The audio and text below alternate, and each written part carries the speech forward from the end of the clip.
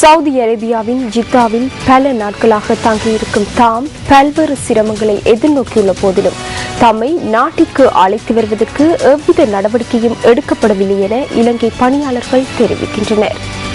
தொழில் வாய்ப்புகளை இழந்துள்ள தமக்கு பல நாட்களாக உணவு, குடிநீர் உள்ளிட்ட அடிப்படை வசதிகள் எதுவும் வழங்கப்படவில்லை எனவும் அவர்கள் தெரிவிக்கின்றனர். தொழிலை இழந்த சுமார் 1200 இலங்கை பணியாளர்கள் ஜித்தாவில் திறந்த வழியில் தங்கியுள்ளனர். 4 நாட்களுக்கு முன்னர் பாலம் ஒன்றுக்கு கீழ் தங்கியிருந்த போது போலீசார் தம்மை அங்கிருந்து அகற்றியதாக இவர்கள் குறிப்பிடுகின்றனர்.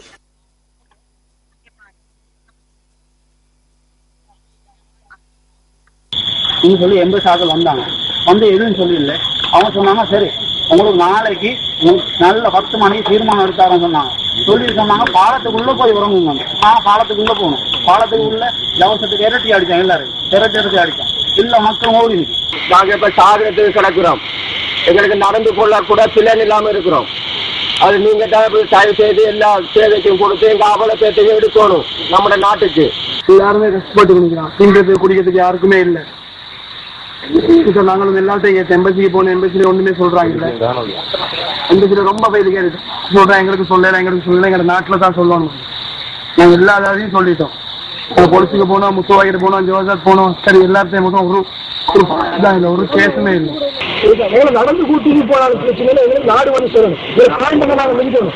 பெரிய சுற்றுலா அள்ளி ஏற்றினாலும் சாப்பாடு இல்லாட்டி பிரச்சனை இல்லை. நிறைய அடிச்சு போயிட்டாங்க.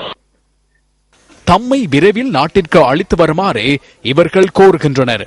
இலங்கை பணியாளர்களுக்கு சவுதியில் ஏன் இந்த நிலைமை ஏற்பட்டுள்ளது? சவுதி அரேபியாவிட்ட යම්කිසි අනුග්‍රහයක්ගේ அனுசரணையாளர் ஒருவர் மூலம் சவுதி அரேபியா சென்றிருந்தால் அந்த அனுசரணையாளருக்கு கீழேயே இந்த பணியாளர்கள் தொழில் புரிகின்றனர். அவர்களும் முகவர் நிறுவனங்களிடம் பணம் பெற்று அனுசரணையாளர் ஒருவரின் கீழ் 10 அல்லது 15 பேர் அல்லது 25 பேரை சவுதி அரேபியாவுக்கு அழைத்து செல்கின்றனர். அந்த நாட்டின் மன்னர் சட்டத்தின் பிரகாரம் அனுசரணையாளர்கள் இன்றி வேறு இடங்களில் பணியாற்றுகின்றவர்கள் இருப்பின் அவர்களை நாட்டிலிருந்து வெளியேற்றுமாறு கூற அந்த சட்டத்துக்கு அமைய போக்கற்றவர்களாக அங்குமிங்கும் இவர்கள் தங்க ஆரம்பித்துள்ளனர்.